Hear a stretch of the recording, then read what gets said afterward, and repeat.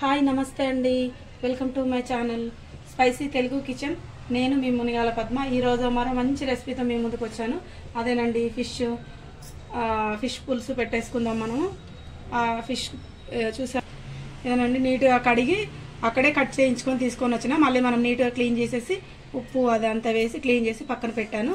So వీటికి ఈ చేపల పులుసుకి మనకు కావాల్సిన పదార్థాలు ఏంటో చూసేద్దామండి. సో దానికి ఏంటంటే ఒక మంచి పెద్ద సైజు ఉల్లిపాయలు ఒక 4 తీసుకొని ఇలా కట్ చేసి పెట్టుకున్న, 4-5 పచ్చిమిర్చి చీలికలు, కొన్ని చిన్న సన్న ఉల్లిపాయలు, ఒక ఎల్లిగడ్డ మొత్తము, కొత్తిమీర, కరివేపాకు, జీలకర్ర, మెంతులు అండ్ ధనియాలు. ఇప్పుడు ఇవి వేయించుకుందాం. స్టవ్ వెలిగించి ప్యాన్ పెట్టాను ఆల్రెడీ. ఇవి వేయించేద్దాం. జీలకర్ర మెంతులు అయితే వేసిన.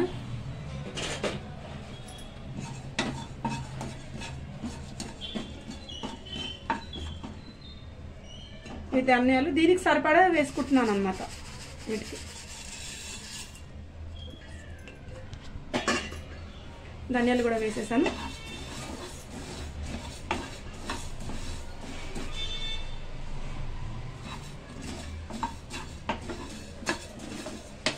ఇవి కొంచెం వేగాలండి, జరగవి కొంచెం లైట్ కలర్ చేంజ్ అవుతాయి కదా, తెలుస్తుంది చేంజ్ అయినట్టుగా. సో కొంచెం చేంజ్ కాగానే ఆపేద్దాం. చిటపట్లు ఆడుతుంటాయి చూడండి.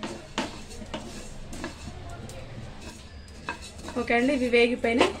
సో ఇక అవి తీసేస్తున్నా, గిన్నెలకు తీసి మార్క్ చేస్తున్నా.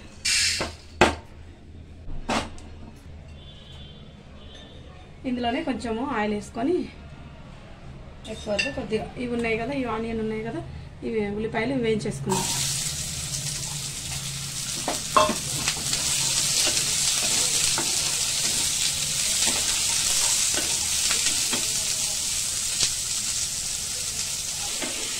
ఓకే అండి, ఇవి వేగిపోయినాయి. స్టవ్ ఆఫ్ చేసేస్తున్నా. ఇక ఉల్లిపాయలు, ఇప్పుడు ఈ ఉల్లిపాయలు, ఇవి జీలకర్ర, మెంతులు, ధనియాలు, ఈ వెల్లుల్లి, ఇవి మొత్తం కలిపి మనం పేస్ట్ చేసేసుకుందాము. ఓకే, ఇదైతే పౌడర్ చేశాను. సో ఇందులోనే ఇవి ఉంది కదా, ఇది వేసేద్దాం. ఉల్లిపాయలు కూడా, వేయించిన ఉల్లిపాయలు కూడా దీంట్లోనే వేసేద్దాము. ఉల్లిపాయలు వేసాం కదా, ఇందులోనే వెల్లుల్లి ఒక ఎల్లిగడ్డ పట్టింది, ఈ వెల్లుల్లి కూడా వేసేస్తున్నాం. వేసి పేస్ట్ చేసుకున్నాం. కొంచెం డ్రైగా ఉంటే మనం వాటర్ వేసుకోవాలి ఇందులో.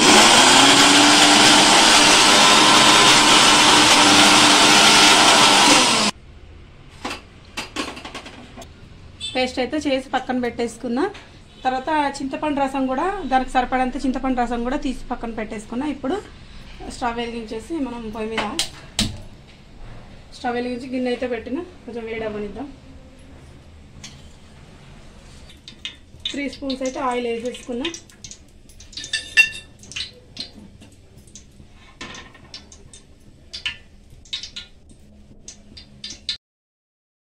ఓకే, గిన్నె అయితే వేడైపోయింది, ఆయిల్ అయితే వేడైంది.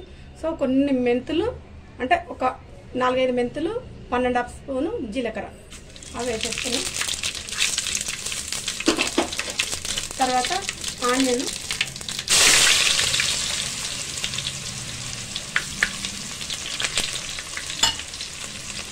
పచ్చిమిర్చి చిలుకలు, కరివేపాకు,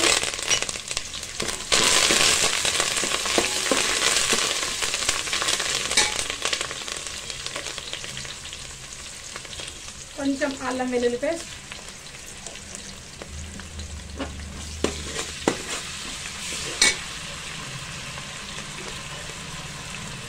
కొంచెం సాల్ట్. ఆనియన్ వేసాను కదా, పచ్చిమిర్చి ఉన్నాయి, సో చేయకుండా ఉండడం కోసం వేసాం.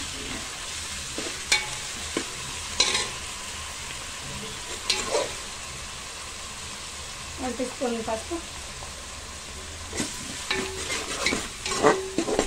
ఇందాక మనము ఇది పట్టి పెట్టుకున్నాం కదా పేస్ట్, అది కూడా ఇందులో వేసేస్తాము.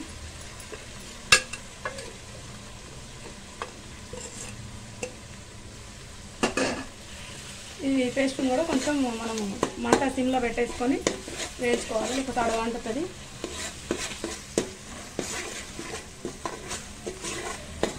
ఈ పేస్ట్ ఎంత మంచిగా వేగితే అంత మంచి స్మెల్ వస్తుంటుంది. ఇది కొంచెం జర వేగాలి, ఆయిల్లోనే మంచిగా మగ్గనివ్వాలి, కొంచెం వేగాలి ఇందులోనే.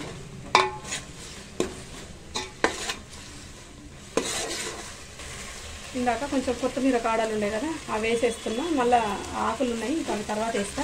జస్ట్ కొంచెం పోపులో వేద్దామనేసి ఇంట్లోనే కొద్దిగా సరిపడా కారం వేసుకుందాము.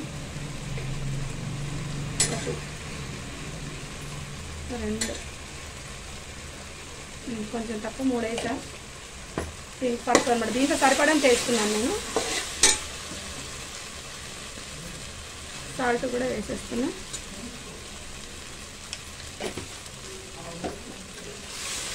ఇప్పుడు ఇందులో మనం ఇందాక చింతపండు రసం తీసి పెట్టుకున్నాక ఇంకా అది వేసేస్తున్నాం. చూసుకొని వేసుకోండి. చింతపండు రసం అయితే నాకు ఎక్కువైనట్టు అనిపిస్తుంది.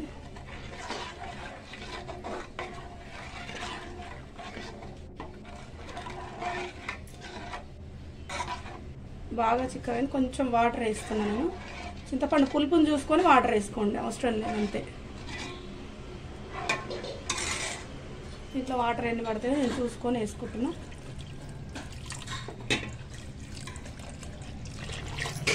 చెంబు అయితే పోసిన. ఓకే, దీన్ని కొంచెం మరగనిద్దాము. ఓకే, ఇదైతే మరుగుతుంది. ఇంకాసేపు కొంచెం పులుసు జర దగ్గరికి రావాలి, మరగాలి, ఇంకా మరగాలి, కొంచెం దగ్గరికి రావాలి కొంచెం. సో అదాకా మరగనిద్దాం. ఓకే, ఎలా చూద్దాం. మన పులుసు అయితే మరుగుతుంది. ఇక చిక్క పడ్డచ్చు, చూసారా? ఇక ఇలా చిక్కగా రావాలి ఇట్లా. సో ఇలా వచ్చేంత వరకు మనం మరగ. ఇప్పుడు ఈ ఫిషెస్ ఉన్నాయిగా,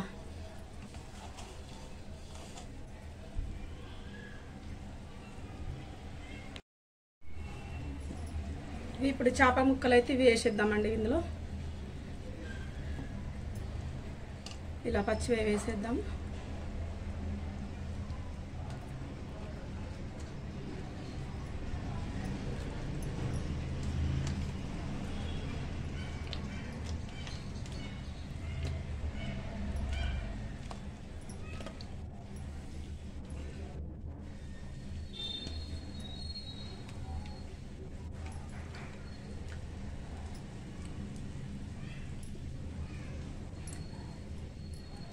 ఈ తలకాయ, చేప తలకాయ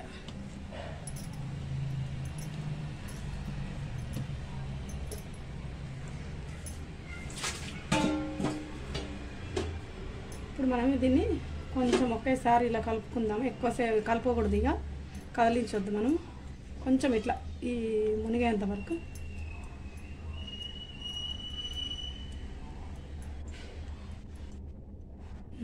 ఇట్లా మునిగితే సరిపోతుంది.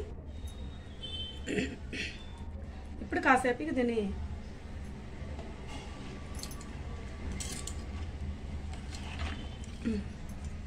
ఇంత చాలు. ఒక్క మరుగు ఇట్లా కొంచెం లైట్గా ఇట్లా ఉడికినట్టు అవుతుందిగా. ఇట్లా కొంచెం ఇట్లా ఉడకంగానే ఇప్పుడు ఇది ఇలా ఉంది కదా, కొద్దిగా ఇట్లా మరుగుతుందిగా. మరిగినప్పుడు మనం బంద్ చేసుకుంటే సరిపోతుంది. ఇప్పుడు కొంచెం కొత్తిమీర అయితే వేసేస్తున్నా. ఫైనల్గా కొంచెం మరగంగానే దించేసుకుందాం. కొంచెం సేపు లైట్గా, మొత్తం పెట్టొద్దు మూత, రసం మళ్ళీ పగిలిపోతుంది. అది ఈ సాంబార్ అనేది ఇది అయితే పగిలిపోతుంది. సో అందుకు మూత పెట్టొద్దు, ఇంతే గ్యాప్ ఇచ్చి పెట్టేసేయాలి. ఓకే, కంప్లీట్ అయితే అయిపోయింది మన చేపల పులుసు. ఓకే, మరి సర్వింగ్ బౌల్లోకి తీసేసుకుందాం. సరేనా, సర్వింగ్ బౌల్లోకి తీసేసుకుందాం ఇక. ఓకే అండి, మరి సర్వింగ్ బౌల్లోకి అయితే తీసేసుకున్నా. మన చేపల పులుసు అయితే రెడీ అయిపోయింది. చూస్తుంటేనే నోరు ఊరిపోతుంది కదా.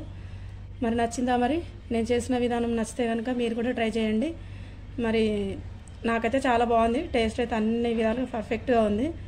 సో మరి మీకు నచ్చితే కనుక మీరు కూడా ట్రై చేయండి. నేను చేసే పద్ధతిలో మీకు కూడా నచ్చుంటే మీరు కూడా నాకు కామెంట్ బాక్స్లో కామెంట్ పెట్టండి. ఓకే, మరి నేను మరో మంచి రెసిపీతో మీ ముందు ఉంటా. నేను మీ మునిగాల పద్మ. బాయ్ అండి.